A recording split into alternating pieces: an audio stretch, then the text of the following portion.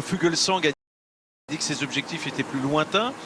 Ou bien est-ce qu'aujourd'hui on peut s'attendre finalement qu'elle joue sa carte après avoir entre guillemets peut-être fait l'impasse hier? Quel scénario vous privilégierez? Mon avis était que l'équipe Astana avait des objectifs plus lointains et du coup était peut-être pas encore à 100% de sa condition. Ce matin, en étant au départ, et c'est la chance de pouvoir être sur place, j'ai échangé avec Hugo Hull, le Canadien de cette équipe avec qui j'étais, je suis un bon ami, avec qui j'étais dans l'équipe AG2R La Mondiale à l'époque. Et en fait, il m'a tout simplement fait la confidence que non, en fait, ils sont en très bonne condition.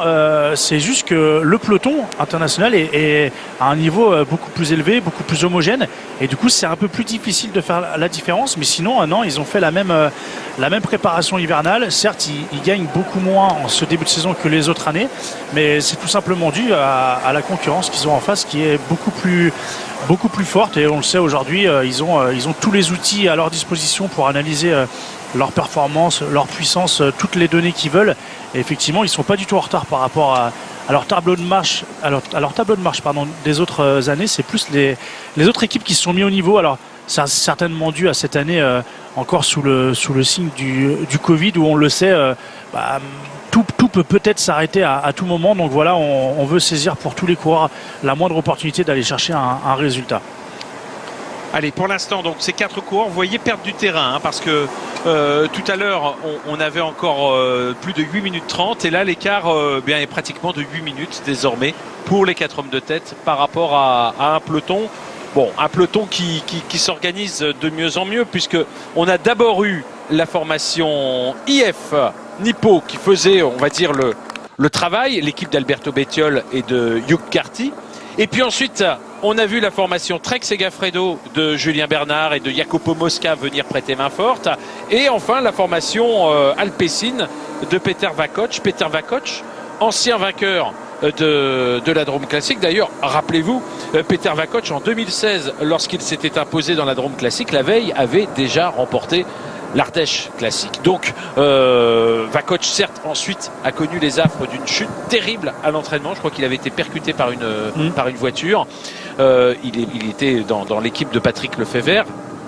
Il a dû mettre sa carrière un peu entre parenthèses pendant une bonne année avant de repartir, de reprendre plus exactement le fil de sa carrière. Mais c'est peut-être plus Cyril Guimard, Peter Vakoch, le coureur aussi prometteur qu'il était à ses débuts chez les pros. Il n'a pas retrouvé le niveau de ses débuts fracassants.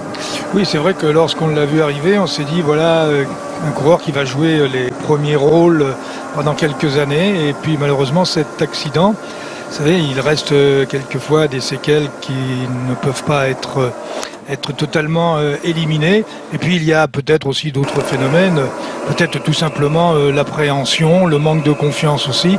Il y a beaucoup de paramètres qui peuvent faire que son niveau de performance n'est plus celui qu'il était. Espérons qu'à un moment ou à un autre, il pourra retrouver ce niveau qui nous avait fait un petit peu, qui nous avait impressionné au tout début de sa carrière. Vakoch qui avait été renversé en Afrique du Sud par un camion en compagnie de son coéquipier de l'époque, Lorenz de Plus, et qui a donc mis longtemps, fracture des vertèbres, à revenir. Et c'est un coureur qui, hormis ces 2 courses qu'il avait remportées, avait également obtenu des succès sur le Tour de Pologne, sur la Flèche Brabançonne, qu'il avait remporté la même année d'ailleurs que la Drôme Classique, que la Drôme et l'Ardèche Classique. Et puis c'est un coureur qui avait fait d'ailleurs cette année-là également 2e du Tour de la Provence. Allez, on est dans le mur d'Alex pour le peloton, et on voit toujours les mêmes équipes qui roulent à l'avant, mais surtout ce que je note, ce qui est important à regarder sur la gauche, David Gaudu qui est déjà là, très bien placé, avec Guillaume Martin aussi, qui est quasiment directement dans sa roue. Donc voilà, 2 des Français deux parmi tant d'autres, mais 2 Français à suivre aujourd'hui, qui sont déjà bien placés, qui prennent toutes les précautions pour ne pas se faire piéger. On l'a vu, les routes sont étroites dans ce mur d'Alex.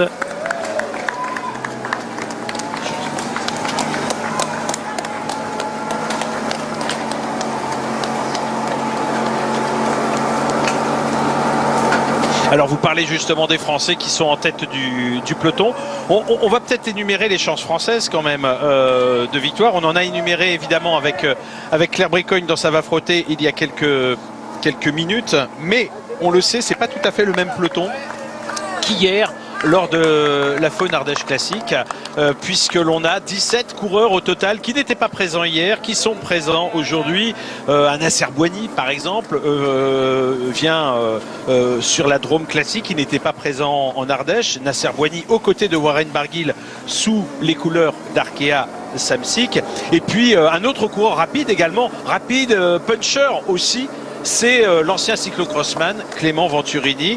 Clément Venturini que justement on a rencontré ce matin. Écoutez-le au micro de Charles-Antoine Nora et Thomas Gonçalves sur ses chances aujourd'hui.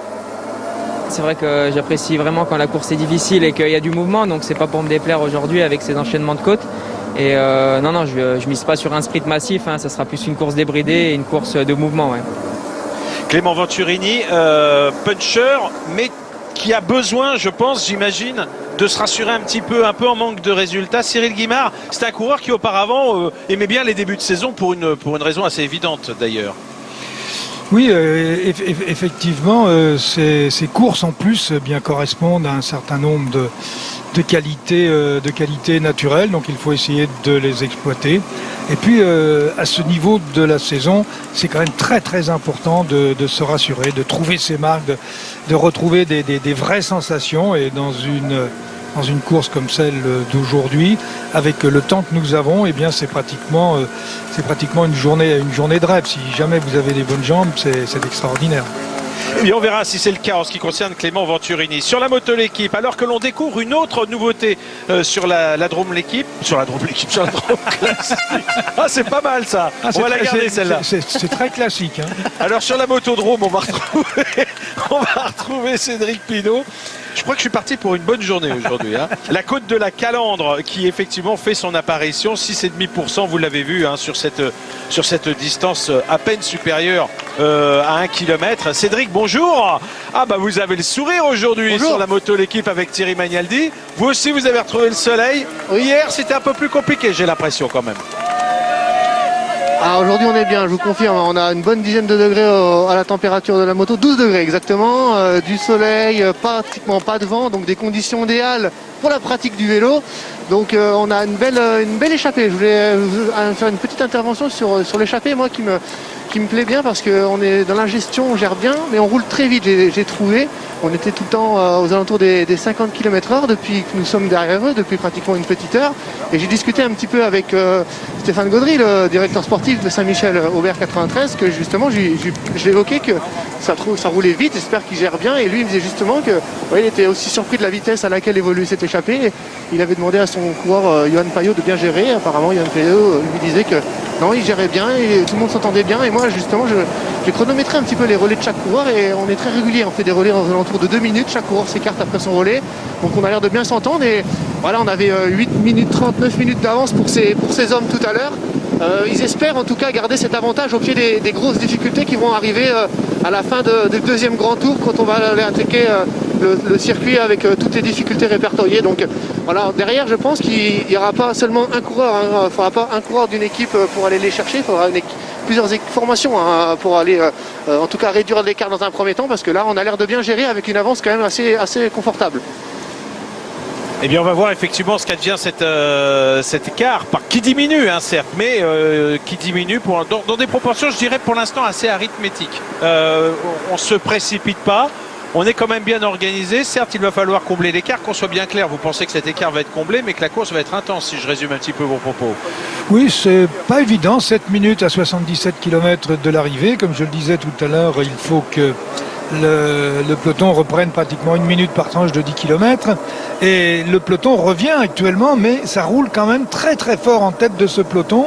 On a compris qu'il ne fallait pas laisser plus de temps d'avance à l'échappée, et ce que j'évoquais tout à l'heure, c'est-à-dire que ça met un rythme un petit peu supérieur à ce qu'on a l'habitude d'avoir derrière une échappée. Voilà le problème, lorsqu'on laisse prendre 8 ou 9 minutes, on a quand même beaucoup plus de mal à contrôler que lorsqu'on laisse entre 3, 4, voire 5 minutes maximum. Et puis les hommes de tête pour l'instant, et Cédric le faisait remarquer, en fait prennent individuellement des relais très très longs. Ce qui veut dire qu'ils ont réglé leur timing devant. Alors c'est sûr que dans cette première partie, l'échappée va rouler un petit peu moins vite parce que les relèves sont très longs, pratiquement 1,5 km chacun. Les relais sont très longs, mais ça donne beaucoup de temps de récupération pour les autres coureurs dans l'échappée. Et qu'à un moment, lorsqu'ils voudront, et ça va venir peut-être d'ici une trentaine de kilomètres, voudront accélérer, ils commenceront à prendre des relais plus courts et l'écart vraisemblablement baissera moins vite.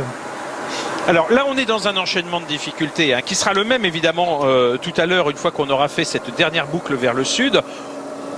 Parce que cet enchaînement, eh bien, finalement, c'est quoi? C'est le mur d'Alex qu'on a vu escalader il y a quelques instants. Donc un mur, comme son nom l'indique, court mais raide. Ensuite, il y a cette côte de la Calandre qui vient d'être franchie par la course. Et enfin, il y a le mur d'Eure. Cette nouvelle difficulté, elle aussi, qui fait son intervention et qui sera donc escaladée aujourd'hui à plusieurs reprises, 3 fois au total, l'ascension du mur d'Eure dans quelques instants en ce qui concerne l'échappée, mais ensuite bien sûr à l'issue de cette boucle vers Marsanne, cette boucle vers le sud de la Drôme, vers la Drôme provençale on va dire. Voilà, l'écart est exactement de 7 minutes, le retard du peloton par rapport aux 4 hommes de tête. 7 minutes qui aperçoivent justement la localité d'Eure. Ils sont en train de plonger. Je vous rappelle la composition de cette échappée avec le néerlandais Matthijs Pasrens, avec Samuel Leroux de la formation Xelis Roubaix-Lille Métropole. On aperçoit la voiture de son directeur sportif. Avec le Suisse Reto Müller de la formation Swiss Racing Academy. Et enfin Johan Payot de l'équipe Saint-Michel Aubert 93, l'ancien champion d'Europe espoir du contre-la-montre. Je dis bien espoir. Une fois, j'avais oublié de dire espoir. Ouh là là là là là. Qu'est-ce que j'ai pris? Voilà, la côte de la Calandre. Ah bah, je disais qu'il l'avait franchi, le peloton. Non, bah oui, peloton, effectivement, avec 7 minutes de retard. Oui. Il y a un petit décalage. Il y a un petit décalage, effectivement. Ils sont en train de la franchir. Elle n'est pas très longue. Elle fait à peine plus d'1 kilomètre. À noter que pour l'instant, on n'a que 3 coureurs qui se relayent en tête de peloton, 3 coureurs d'équipes différentes. Mais c'est aussi pour ça que l'écart, pour l'instant, baisse, mais pas dans des grosses proportions. C'est qu'on n'a pas mis énormément de coureurs, quoique là, j'ai l'impression qu'il y a un coureur de la Deceuninck Quick-Step maintenant, qui va venir prêter main forte. C'est Dries de Venins qui vient maintenant. Donc on va avoir 4 équipes. Il y a une nouvelle équipe qui commence un petit peu à peut-être avoir peur de cette échappée. En tout cas, il ne faut pas non plus trop tergiverser. En plus, ce qui est intéressant pour cette échappée, c'est que pour l'instant on reste bien homogène malgré les différentes ascensions qu'on vient de passer. Pour l'instant, tout le monde reste ensemble et ça, c'est vraiment un avantage pour la suite.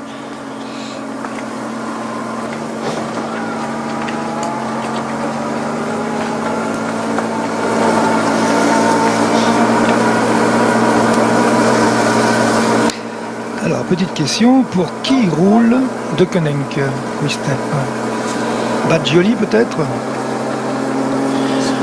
James Knox, James Knox. s'il y a une grosse course de mouvement.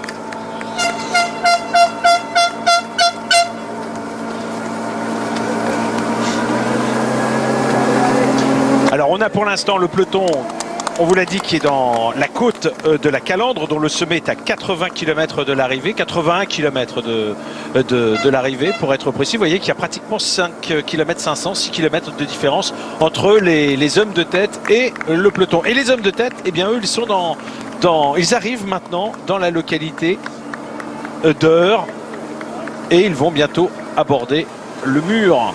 Voilà, le mur d'Eure que vous allez pouvoir découvrir, cette difficulté qui apparaît sur le parcours de la Royal Bernard Drôme Classique. Alors si je me souviens bien, parce qu'on l'a repéré tout à l'heure, on longe le cimetière et après on tourne à gauche pour aller chercher cette difficulté en ce qui concerne les hommes de tête. On n'y est pas encore tout à fait. On a saisi la musette pour le ravitaillement,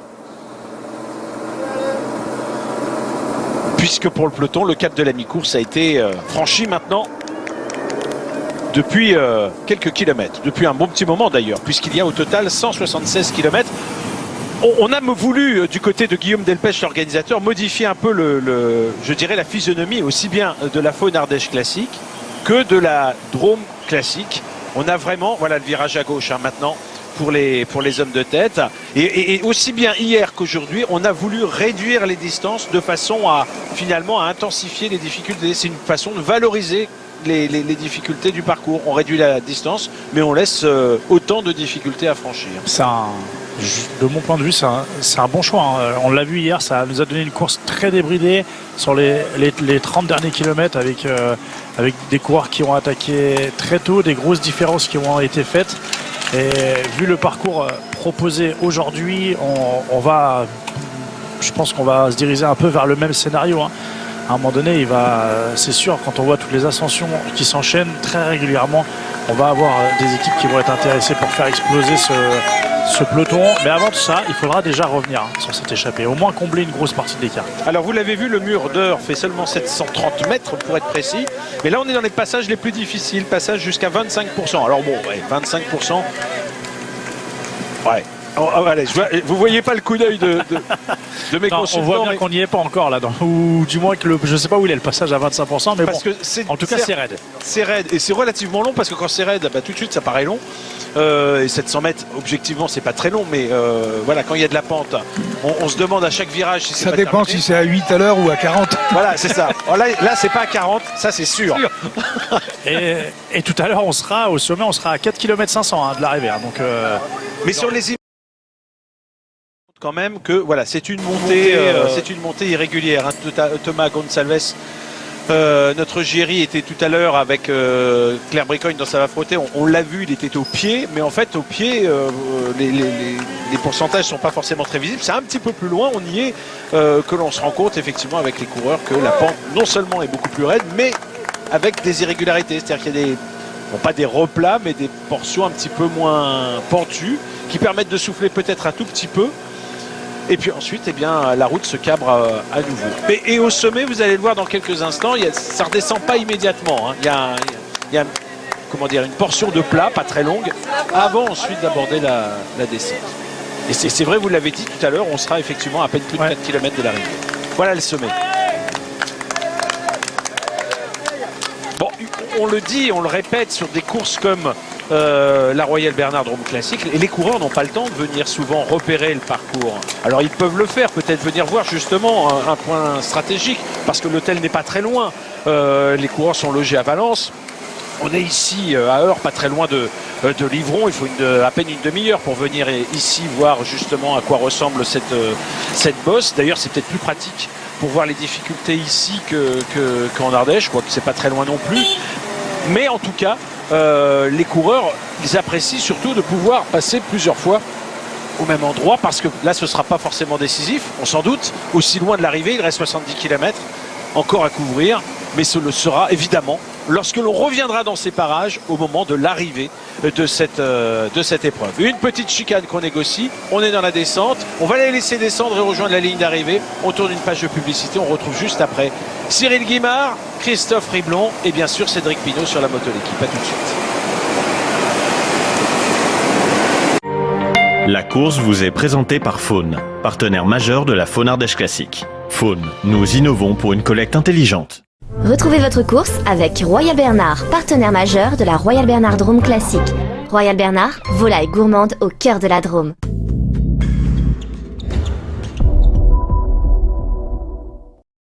Arbitre, c'est le carton rouge. On doit faire un changement. Guys. I got this. Top 11 2021 est arrivé. Joue maintenant gratuitement.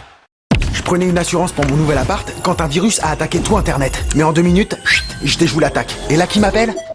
Le FBI. Quand on est bien assuré, on n'a pas grand-chose à raconter.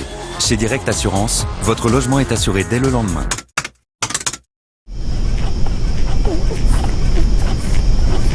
Wow. Ça, c'est un super prix. Super prix. Amazon. Des prix bas où vous voulez, quand vous voulez. C'est pas Versailles ici. C'est pas Versailles ici. C'est pas Versailles ici. Total Direct Énergie. Une énergie jusqu'à 10% moins chère et des services pour réduire votre consommation. N'hésitez plus, changez de fournisseur d'énergie en moins de 10 minutes sur totaldirectenergie.com. I got a good feeling. Feel it in my bones, gotta shake it out. I'm going harder than before, let me hear you shout. I run around the whole world, chasing that thrill. From the bottom to the top, I'm finna knock it out. Oh no, I'm the talk of the town.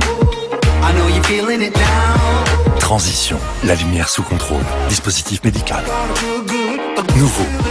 Technologie révolutionnaire. Transition signature G8. Demandez conseil à votre opticien. 100 ans avant The Legend of Zelda, Breath of the Wild. Incarnez Link, la princesse Zelda et les prodiges. Le destin d'Hyrule est entre vos mains. Hyrule Warriors, l'ère du fléau, exclusivement sur Nintendo Switch et en téléchargement sur le Nintendo eShop. Toujours en train de se la couler douce, celui-là. Depuis qu'Arthur commande ses croquettes sans céréales Ultra Premium Direct, il mène une vie de chat. Fabriqué en France, livraison express jusqu'à 40% moins cher. Commandez vos croquettes sur ultrapremiumdirect.com. Famille au complet, c'est parti. Vos restos préférés livrés sans frais avec Just Eat. Téléchargez l'appli. L'équipe, première chaîne de sport en France. She takes the sidewalk you walk on and it's like a catwalk to walk on. These streets are calling her name. Give me fire so I can admire. Agile et compacte, la nouvelle Toyota Yaris est aussi l'hybride qui consomme le moins du marché. Profitez-en à partir de 179 € par mois, entretien inclus.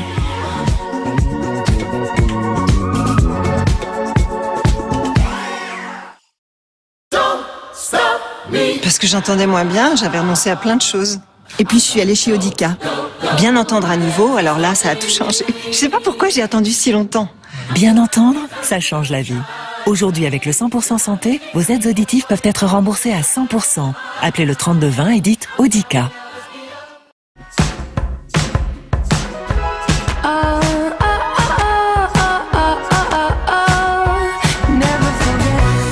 Et oui, on a tous plein de bonnes raisons de faire appel à ces discounts.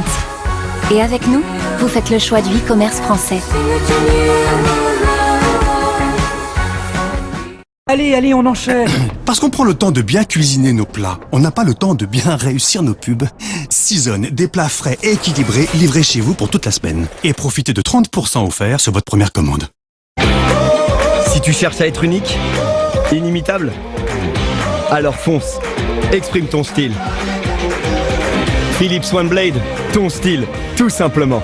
Rendre la vie meilleure est toujours possible, même jusqu'ici. Ouais, dis, je pensais à un truc.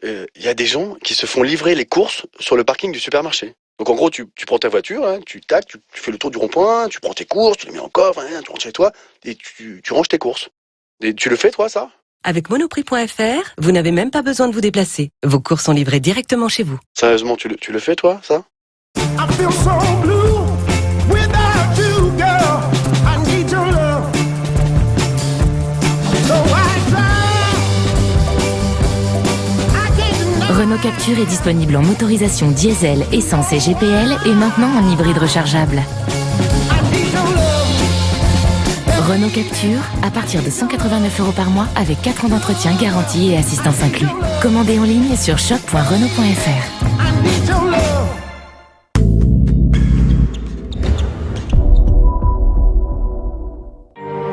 La course vous est présentée par Faune, partenaire majeur de la Faune Ardèche Classique. Faune, nous innovons pour une collecte intelligente. Retrouvez votre course avec Royal Bernard, partenaire majeur de la Royal Bernard Drôme Classique. Royal Bernard, volaille gourmande au cœur de la Drôme. 68 km encore à couvrir dans cette Bernard Royal Drôme Classique. Et pour l'instant, eh bien, nous avons toujours 4 coureurs qui possèdent encore plus de 6 minutes d'avance sur le peloton. Et ça file sur les routes de la Drôme après avoir enchaîné donc le mur d'Alex, la côte de la Calandre et le mur d'Eure, être passé donc aux abords de l'arrivée sur l'écosite avant de reprendre la direction donc du sud. On est aux abords de Cré, mais les coureurs vont maintenant entamer une boucle inédite, en tout cas dans sa majeure partie, vers le sud du département, vers la Drôme provençale, avant de revenir en direction d'Alex et de retrouver finalement cet enchaînement dont je viens de vous parler pour la 3e fois aujourd'hui. On a donc 4 coureurs échappés. Le néerlandais Mathis Passerens que vous apercevez en première position avec le maillot jaune de la formation Bingle Wallonie-Bruxelles. Il est accompagné de Reto Müller de l'équipe Swiss Racing Academy qui est passé en tête il y a quelques instants donc du mur d'heure et qui d'ailleurs a marqué le plus grand nombre de points aujourd'hui. Il est le meilleur grimpeur. Alors le challenge de meilleur grimpeur est moins disputé sur une course d'un jour évidemment qu'il ne peut l'être sur une course par étape. À noter également la présence de 2 Français dans cette échappée. Vous avez Samuel Leroux et Johan Payot. Johan Payot avec le maillot orange de la formation Saint-Michel et Samuel Leroux avec le maillot rose de l'équipe Xelis Roubaix-Lille Métropole. Et voici le peloton avec d'autres maillots roses, ceux de la formation IF Nippo. Cette équipe qui travaille en tête du peloton depuis bien longtemps maintenant. Et puis on retrouve également dans la poursuite derrière les hommes de tête la formation Alpecin, l'équipe Alpecin qui a décidé elle aussi d'entamer la poursuite derrière les échappés, puis la formation Kubeka de Simon Clark.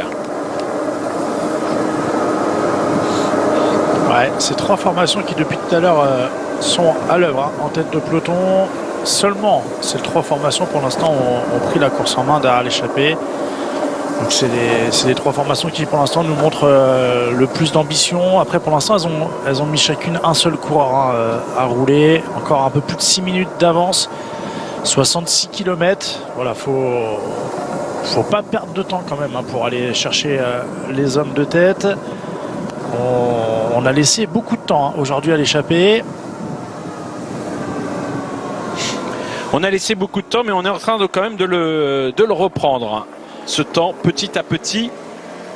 Ouais, mais dans des marges, dans des proportions tout à fait normales. On est à peu près sur 1 minute aux 10 km, ce qui n'est pas non plus extrêmement rapide. On n'est pas sur un rythme très très élevé dans le peloton. Certes, on reprend du temps, on roule plus vite que l'échappée. Mais voilà, après on le sait, le parcours est aussi extrêmement difficile. Là maintenant, on est rentré sur cette boucle finale où là on va avoir 7 ascensions de répertoriées dans les 53 derniers kilomètres. On aura 7 ascensions à enchaîner, donc obligatoirement on va dans l'échappée. Ce sera peut-être un peu plus compliqué de rivaliser avec le peloton, mais quand même, je trouve que l'avance est confortable. Il y a de quoi faire aujourd'hui pour l'échappée.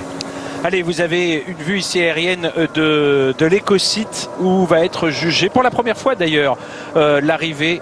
Et il y avait aussi le départ ici tout à l'heure de cette Bernard Royal Drôme Classique. Il y a beaucoup de choses sur cet écosite. Vous voyez qu'il y a une école du cirque. Il y a également un campus où on a installé un véritable laboratoire d'idées.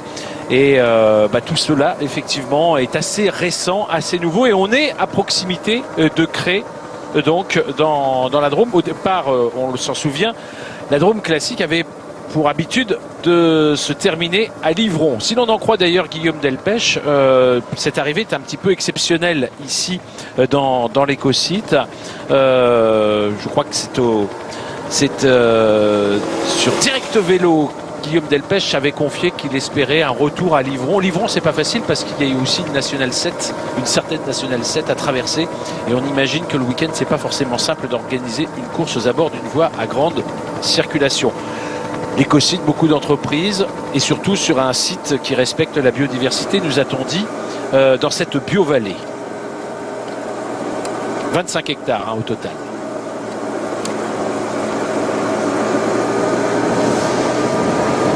Alors tout à l'heure, Cédric Pineux nous disait que l'échappée, il était étonné de les voir rouler à vive allure. C'est un pari risqué, Cyril Guimard, parce qu'on a souvent tendance à dire qu'une échappée doit se ménager, justement en prévision des derniers kilomètres. Nonobstant les difficultés du parcours dans cette deuxième moitié, certes, ils ont bénéficié d'un bon de sortie qui leur a permis de capitaliser pas mal d'avance, mais là, en accélérant, ou en tout cas en roulant à vive allure aussi loin de l'arrivée, il risque évidemment de le payer un petit peu plus tard. Je vais vous passer la parole, Cyril Guimard, mais vous apercevez ici la tour de Cré. La tour de Cré qui est assez monumentale. Cré qui est une ville de 8000 habitants. Jadis, Cré était une ancienne citadelle surplombée par ce donjon le plus haut de France. Un donjon qui domine fièrement le paysage du haut de ses 52 mètres. Il ne reste plus d'ailleurs que cette tour depuis que Louis XIII a démantelé en 1633 les 3 châteaux qui composaient cette place forte. L'emplacement était auparavant hautement stratégique avec côté ouest la plaine de Valence et côté est l'entrée, vous les apercevez derrière, l'entrée vers les Préalpes drômoises. Au pied de la tour se trouve un quartier historique que vous apercevez avec ces jolies ruelles, ces escaliers qui partent un peu dans tous les sens. Bon, on connaît surtout la tour, mais il faut aussi remarquer le pont de bois. Alors là je prends de court notre réalisateur Christophe Baudouin. Le pont de bois qui enjambe la Drôme. C'est un édifice récent, mais je voulais en parler parce que c'est quand même le plus long pont de bois en France. Bon, le plus long, il fait quand même 92 mètres. Hein. Mais c'est un édifice récent. Allez hop, Cré. Ça fera plaisir à beaucoup de gens de revoir effectivement cette localité de Cré. Auparavant, on tournait un petit peu avant sur la Drôme classique. Bon, bah là, vous voyez, cette fois, on passe vraiment à proximité immédiate dans l'agglomération de cette localité sur l'écosite du Val de Drôme.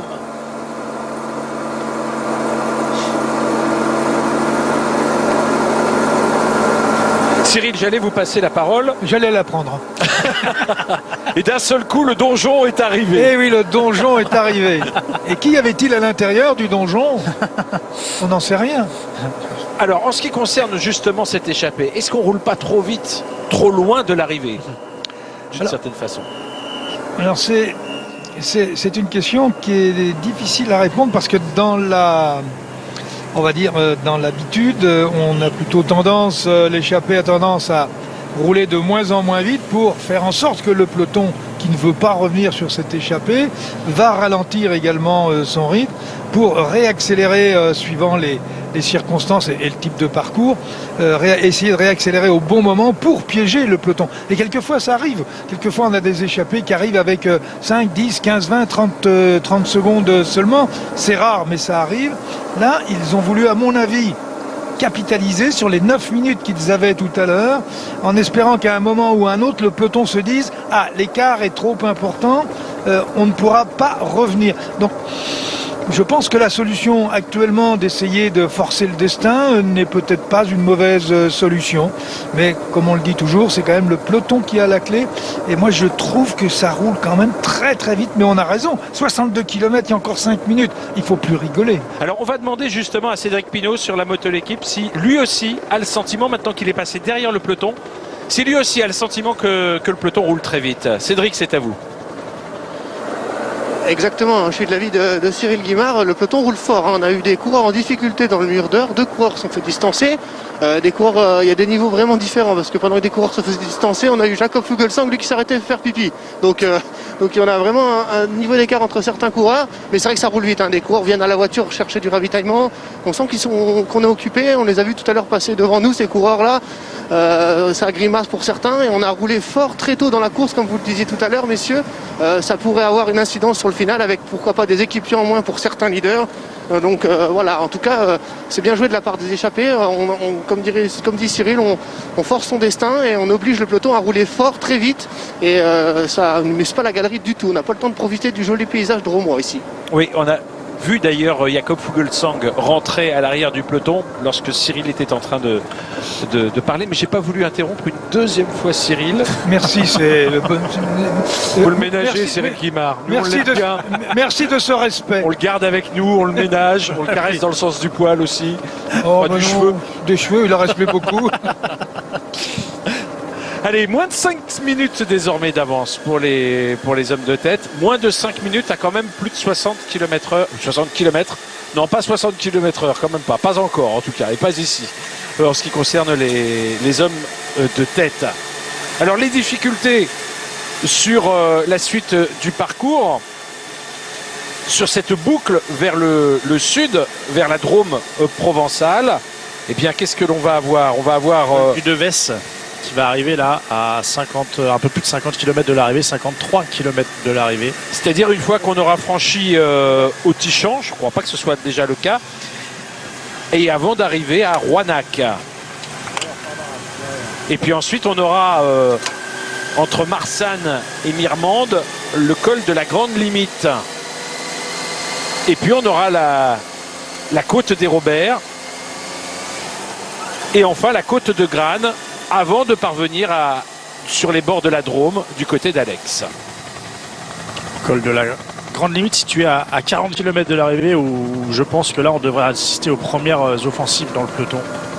Une montée de 4 km 600 à 7% de moyenne. Hein, donc là on n'est plus du tout sur des ascensions raides et intenses. On sera plus sur un profil grimpeur sur cette montée.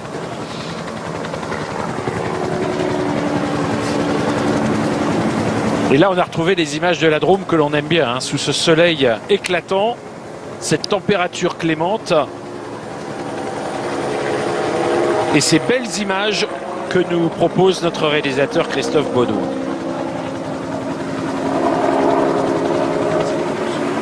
Oui, on remarque quand même un certain nombre de coureurs actuellement dans les voitures et ils sont bien occupés pour rentrer. Et ben d'ailleurs on n'a plus que deux coureurs hein. En tête de peloton. On a le coureur de l'équipe Kubeka qui vient de s'écarter, donc plus que 2 équipes hein, pour l'instant à rouler. Alors qu'on voit surtout la formation IF Nippo, je dirais représentée à l'avant de la course très haut dans ce peloton, même si un seul de ces coureurs fait l'effort en tête du peloton. On roule probablement pour le vainqueur sortant, c'est ce qu'on peut imaginer, Simon Clarke, et pourtant hier il n'était pas à la fête. Simon Clarke a abandonné. Charles-Antoine Nora et Thomas Gonçalves l'ont rencontré ce matin. Écoutez les déclarations de l'Australien. To be honest, my characteristics suit better the stage, the race today than Ardèche. Ardèche has some Pour être longer honnête, climbs, mes which caractéristiques is correspondent suited mieux au to profil the pure d'aujourd'hui. climbers. And if you look at the En podium Ardèche, il y yesterday avait plutôt des ascensions with pour des Gadu purs grimpeurs. And Hugh Carthy and Clement, Le podium en témoigne d'ailleurs. Carty, Godu, eux sont de vrais grimpeurs. Je ne pouvais pas les suivre. J'ai commencé la longue montée dans une bonne position et quand j'ai vu que ça se jouait devant, entre purs grimpeurs, j'ai plutôt choisi de m'arrêter, de garder mes forces pour aujourd'hui. Voilà, vous avez pu entendre effectivement les déclarations de l'Australien, rassurantes d'une certaine façon. Ça veut dire que pour lui, le parcours aujourd'hui semble mieux lui convenir et de toute façon, il en avait fait la démonstration l'an passé que celui côté ardéchois. Oui, c'est vrai que dans la mesure où, et sur les explications qu'il nous a données qui sont parfaitement plausibles, se relever hier alors que nous sommes dans des conditions climatiques difficiles avec le froid, on sait que le froid durcit les muscles énormément, fatigue beaucoup plus que le temps qu'on peut avoir aujourd'hui. Je parle uniquement sur le plan climatologique. Eh bien, décrocher à 1 heure ou 2 heures de l'arrivée permet d'avoir un tout petit peu plus de jus, un peu plus de réserve pour la journée d'aujourd'hui. Et puis même, ne serait-ce que mentalement, si on abandonne la veille d'une course comme celle d'aujourd'hui, ça veut dire qu'on est vraiment super motivé. Et le fait d'ailleurs de voir ces équipiers qui sont venus rouler de temps en temps, je pense qu'on peut lui faire confiance. Et puis c'est le vainqueur sortant. Allez, on voit justement ici sur cette vue aérienne le positionnement des différentes équipes.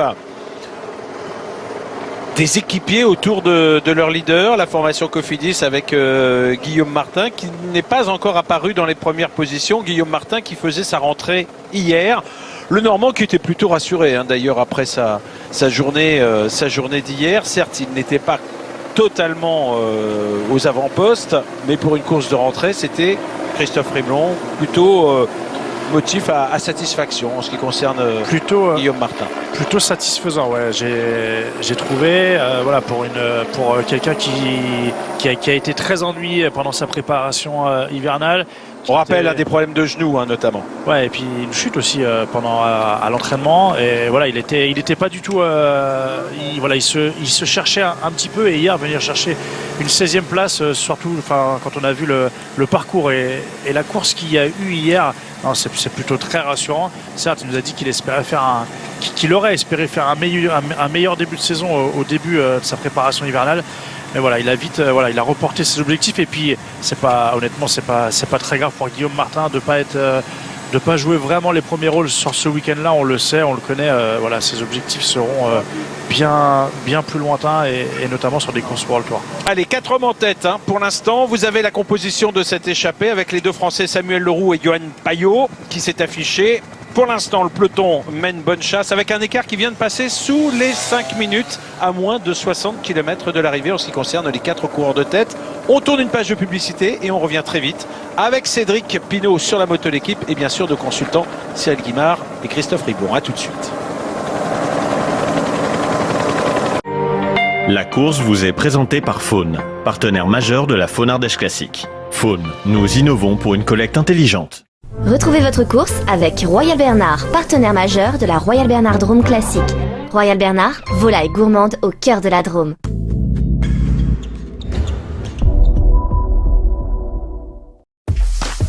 Ça, c'est sûr. Être à son compte n'est pas de tout repos. Faire des pauses, ça arrive. Stress, pépin, paperasse. Et pourtant, la solution est là. SumUp, le lecteur de carte bancaire qui va vous simplifier la vie. Rendez-vous sur sumup.fr. La maîtrise du son, ça m'électrise. C'est ce qui me connecte à ce lieu. Quelques bons accords suffisent pour chasser le silence et l'obscurité. Je suis électricien. Chaque morceau est un nouveau défi. Il faut choisir ses instruments, ne pas perdre le fil. Et quand tout est sous contrôle, laisser les commandes. Que le son et la lumière soient. Ce sourire, ma plus grande récompense. La construction, demain, s'invente avec nous. Vivez l'expérience de l'intérieur sur laconstruction.fr. C'est pas Versailles ici. C'est pas Versailles ici. C'est pas Versailles, putain. Total Direct Énergie. Une énergie jusqu'à 10% moins chère et des services pour réduire votre consommation. N'hésitez plus, changez de fournisseur d'énergie en moins de 10 minutes sur totaldirectenergie.com. Vous voyez une différence entre ces deux voitures? Celle de droite a été achetée beaucoup moins cher sur Internet. Et oui, sur aramisauto.com, vous avez jusqu'à moins 30% sur votre voiture neuve. Et on vous la livre à domicile sans supplément. Aramis Auto. Vous faisiez comment pour acheter une voiture avant? Si tu cherches à être unique, inimitable, alors fonce. Exprime ton style.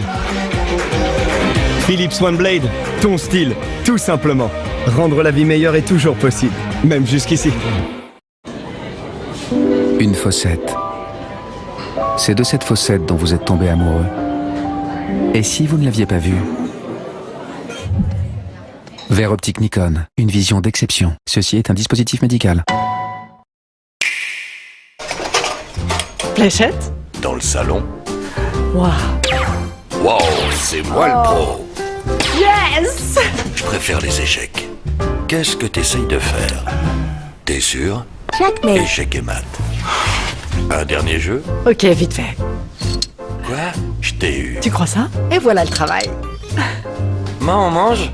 51 Worldwide Games. Je prépare un autre jeu? Sur Nintendo Switch et en téléchargement sur le Nintendo eShop. L'équipe, première chaîne de sport en France. Mot de passe oublié? Vous n'arrivez pas à vous connecter? Utilisez Avira Password Manager et c'est compris dans Avira Free Security. Avira, à télécharger gratuitement sur avira.fr. Famille au complet, c'est parti. Vos restos préférés livrés sans frais avec Just Eat. Téléchargez l'appli. J'étais en voiture et là je vois quoi? Un tigre. Alors je pile et bim, on prend un éléphant. Heureusement le dompteur a débarqué, il les a tous ramenés au zoo. Et là je lui dis merci parce que... Quand on est bien assuré, on n'a pas grand-chose à raconter. Avec YouDrive, les conducteurs prudents font des économies. Se tenir à la croisée des chemins nous amène à faire le bon choix. Surtout lorsque l'on parle du futur. Alors, que choisissez-vous? Reproduire les erreurs du passé ou bien écrire ensemble l'avenir? Nouvelle 500 inspire le futur depuis toujours. Nouvelle Fiat 500, désormais 500% électrique à partir de 129 € par mois et sans aucune condition de reprise. Autohéros, achetez votre voiture d'occasion facilement en ligne. Découvrez une sélection de voitures garanties. Parcourez l'offre en détail et visitez l'intérieur comme si vous y étiez. Convaincu? Vous commandez. Autohéros livre gratuitement. Et vous êtes couvert avec le retour sans frais sous 14 jours. Autohéros, achetez votre voiture facilement en ligne. Pop, there is a new.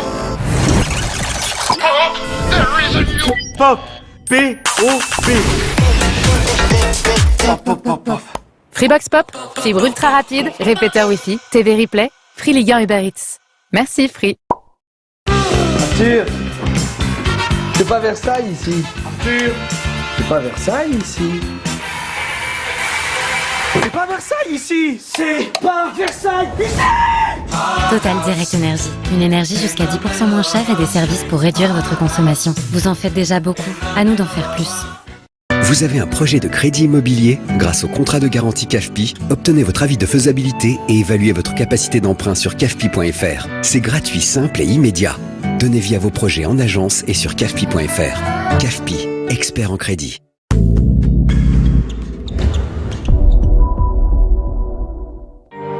La course vous est présentée par Faune, partenaire majeur de la Faune Ardèche Classique. Faune, nous innovons pour une collecte intelligente.